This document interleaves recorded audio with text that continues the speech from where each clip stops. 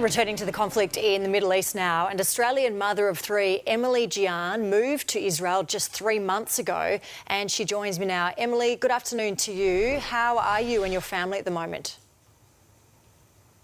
Look, we're pretty stressed out. It's obviously not the easiest situation to have woken up to a few days ago, and it's continuing to be, quite stressful for us all.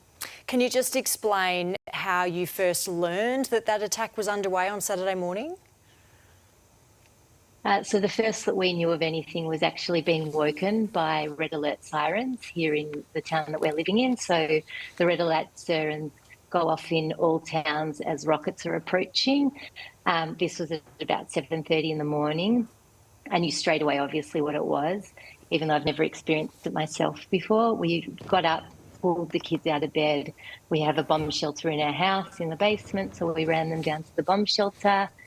And it was only sort of, over the next hour or so that we realised that that was really the least of the problems, and we started to see pictures and videos and everything of what was going on, down in the south of Israel with the infiltrations from Gaza. 22 different Israeli communities were infiltrated, and just trying to obviously keep the kids shielded from all of that. So we were sending each other messages, my husband and I, from across the room with what was going on, because, with kids, as you want to keep the situation as light and, let them only know things on a need-to-know basis. I wanted to ask you about that. What are you saying to your kids? How are you explaining the situation to them?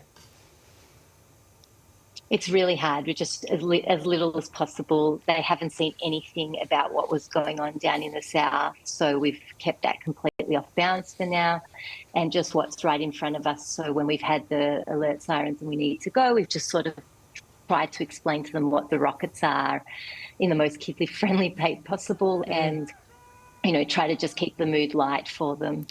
Do you feel safe, and will you try to come home as soon as you can? Look, we're living here. We've been living here since July. I feel nervous. I can't say I feel safe. I mean, we are safe.